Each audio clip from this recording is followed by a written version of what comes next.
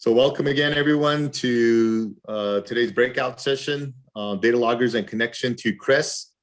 Today, we're going to be demonstrating how to connect a Campbell scientific logger to Campbell's LoggerNet. LoggerNet is Campbell's data logger support software. Also, we'll be demonstrating the equipment needed to establish that remote connection at your monitoring site. So with that, I'd like to turn it over to our guest presenter, Christian Kirk with Air Resource Specialists. Hello, everyone. What I've done here in my office is I've made a mock remote station on the desktop behind me. I have a T-Mobile modem that also acts as a router, hooked to a network switch, hooked to one of my portable data loggers. And so even though it's right behind me, I'm actually going through the cellular phone system to connect to this logger as if it was at some site that could be, pretty far away from my office. So I'm going to show everyone how to configure LoggerNet.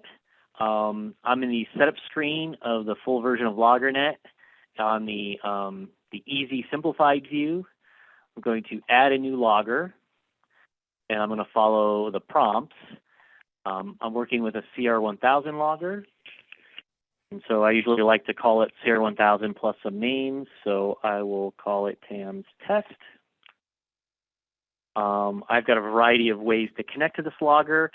Since it's remote through the cellular network using basically TCP/IP, I'm going to pick the IP port connection setting. And then what's required here now is what my WAN IP address for my modem is. That's the wide area network. It'll be grayed out here for security reasons, but I need to type that in, which is basically four numbers for the IP address. And then I need a colon and to add my port, which is what the modem router is going to use to direct that traffic to the logger. And in this case, that's set up as port number 6785, which is a default port that Campbell loggers typically use. Next, a lot of these settings won't need to be adjusted. The most important one on this list is probably the PAC bus address.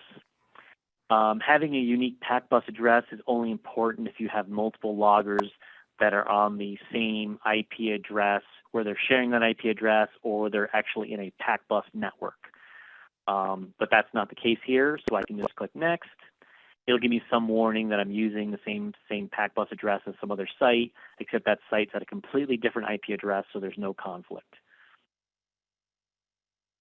If your logger has any passwords or security codes and encryption keys, you'd enter that information here. My logger is not set up with any security for today's test. So here's a quick summary of everything that's there. My IP address and port number look fine. Click next. It's going to want me to test communications. I'm going to go ahead and do that. And you can see that it quickly made a connection with no issue, and I'm actually connected to my logger right now. I can then also go in and advance and look at things like setting my data logger clock against my computer time, things of that nature. I don't need to do, won't be doing any of that. And then I can also send a program from this location, and I will go ahead and do that. So I'm going to surf to where my programs for this logger are on my computer.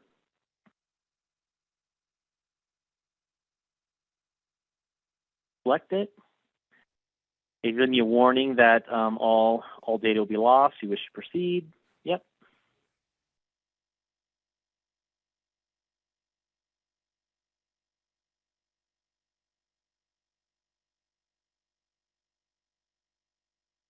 Program's compiling.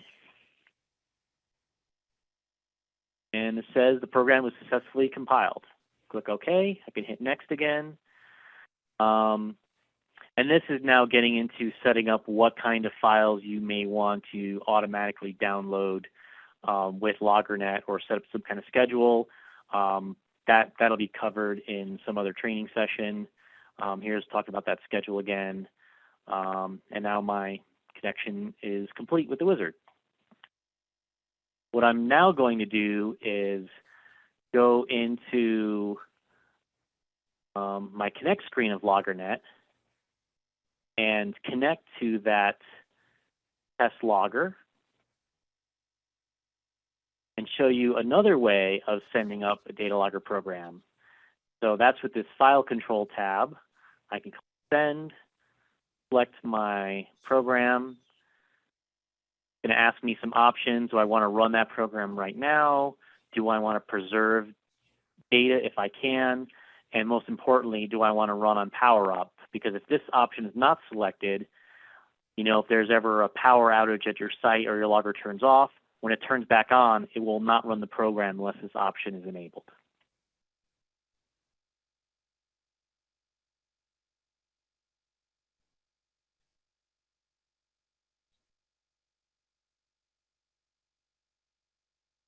So depending on the type of connection you might have to your site, you know, this process of you know, uploading your program could actually take a lot longer than what you've seen here. So that's successfully completed. I can exit out of here and then disconnect. And that's how to, in a nutshell, set up a logger connection and push a logger program up to a site remotely.